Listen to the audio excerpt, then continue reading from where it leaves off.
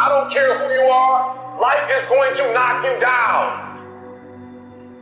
Listen to me, many of you right now, life's got you up against the rope, and you got to do me a favor. Like, you can't give up. You can't give in. Pain is temporary. Pain is your friend. Pain is going to take you to the next level. When you going through pain, I know what you feeling. I know exactly, because I've been there. I've done that. But you got to work through it. And the reason why most of you are not successful is because every single time stuff not going your way, you give up, you quit, you let go, and people feel weakness. They feel it. You can feel when somebody's not committed, when they're not all in, when they're not dedicated. And there's another level you get to when you go all in. Winners win and losers lose. There are going to be times that you're going to be wondering, why should I keep showing up and work for my business? Why should I keep at it?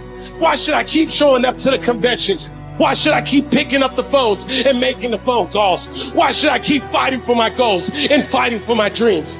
And what I want to remind you is that you got to show up for your life regardless of the circumstances. You got to show up in spite of the naysayers. You got to show up in spite of the conversation going on in your mind. You got to show up for your life, because if you don't, nobody else will. If you want unreasonable results in your life, you've got to be willing to be unreasonable. Part of being unreasonable, you don't judge according to appearances. Part of being unreasonable, you can see it because you believe it.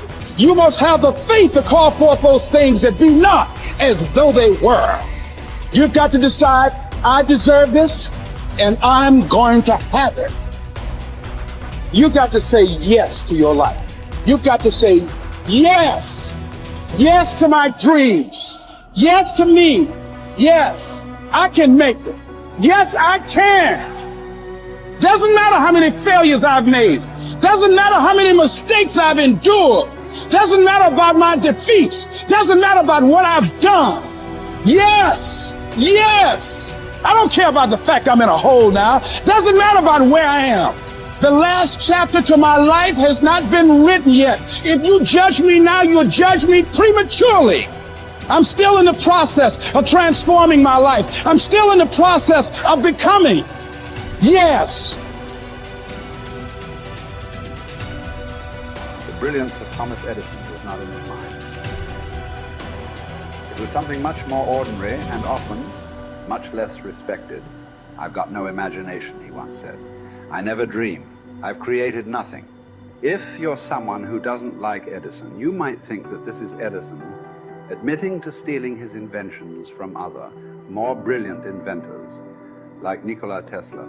Not quite, but he did readily concede that most of the credit belonged to something other than his brain. The genius hangs around his laboratory day and night, Edison said. If anything happens, he's there to catch it. If he wasn't, it might happen just the same. Only it would never be his. What he's talking about is showing up.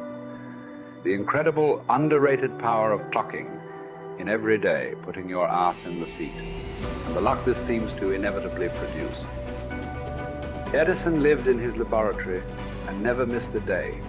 Like Gehrig, even when he was sick, when he was tired, or when visited by tragedy or disaster.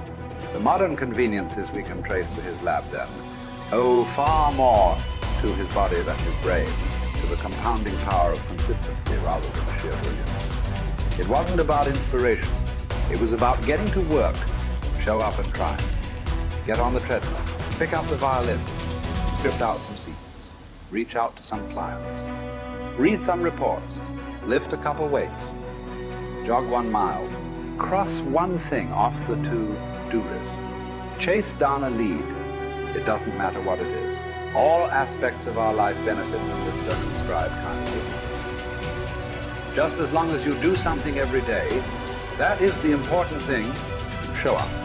When you're tired, when you don't have to, even if you have an excuse, even if you're busy, even if you won't get recognized for it, even if it's been kicking your ass lately, once something is done, you can build on it. Once you get started, momentum can grow. When you show up, you can get lucky. Is this still hard? Yes. But the good news is that because it's hard, most people don't do it. They don't show up. They can't even do one tiny thing a day. So So yes, you're alone out there on the track in the rain. You're the only one responding on Christmas. But having the lead is, by definition, a little lonely. This is also why it's quiet in the morning. You have the opportunities all to yourself. Don't worry about setting any records. Just report for duty. No excuses. And here's the irony. This is also a way to break records. Consistency is a superpower. Day to day, willpower is incredibly rare. Lowell Gettrig was a solid position player and a good hitter. But his success really was rooted in the fact that he didn't miss many days of work. It's quite likely that had he continued at his normal pace and not been stricken with R's, that he would have put up career numbers that surpassed Babe Ruth. Gettrig wasn't just able to show up despite injuries and fatigue. He also had to push through ennui, doubt, and just plain not feeling it. He had slumps like we all do, but he also understood what they meant. As a minor leaguer, he had struggled at the plate and thought about quitting. The Yankees' owner sent down a scout to walk Gehrig through the very basic math of a batting average. A good hitter hits 300, and hitting 350 is terrific. Hitting 400 is almost unheard of. What does that translate to? Missing on 6 tries out of 10. A hitter can also go days, weeks without touching the ball. That's what the scout told him. The most important thing a young ball player can learn is that he can't be good every day. You don't have to always be amazing. You do always have to show up. What matters is sticking around for the next at-bat. The ability to do that, coupled with the ability to endure what John Steinbeck called dogly days while writing East of Eden. Those days when everything seems out of whack, when you're just not feeling it, when the distractions won't stop, is the first step to greatness, literally. You cannot be great without the self-discipline to do that. One thing a day adds up. Each day adds up.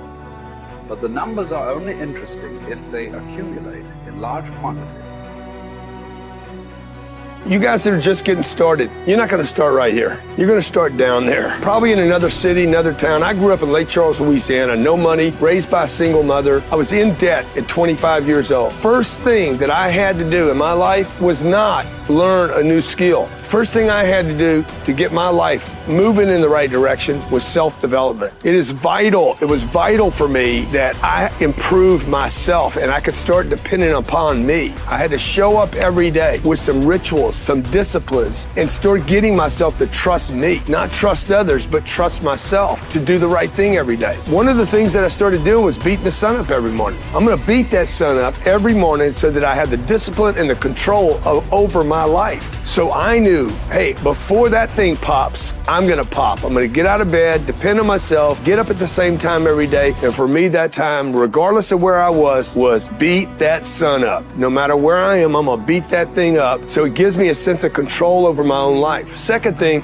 I had to start cleaning up my life and my friends and my environment. When I was younger, between 15 and 25, I was doing crazy stuff in my life. Wasting my weekends. I have the saying, weekends are for the weak. I was drinking, fooling around with a bunch of bad things, bad people. At 25 years old, I cleaned it all up. Quit going to those places. Quit hanging out with people that did not have ethics and discipline in their life. I wanted to build something in my life. I wanted to become someone. And to do that, to become someone in the eyes of the world, just beating that sun up every morning gives me the sense of accomplishment that I did what I said I was going to do, that I woke up when I said I would wake up, and I start building respect for myself, start believing in myself so that I can go out into the world. And maybe today when I go into this meeting that I'm dressed for, they'll believe in me as much as I believe in me, and that'll show up in a contract, a deal, maybe even some money.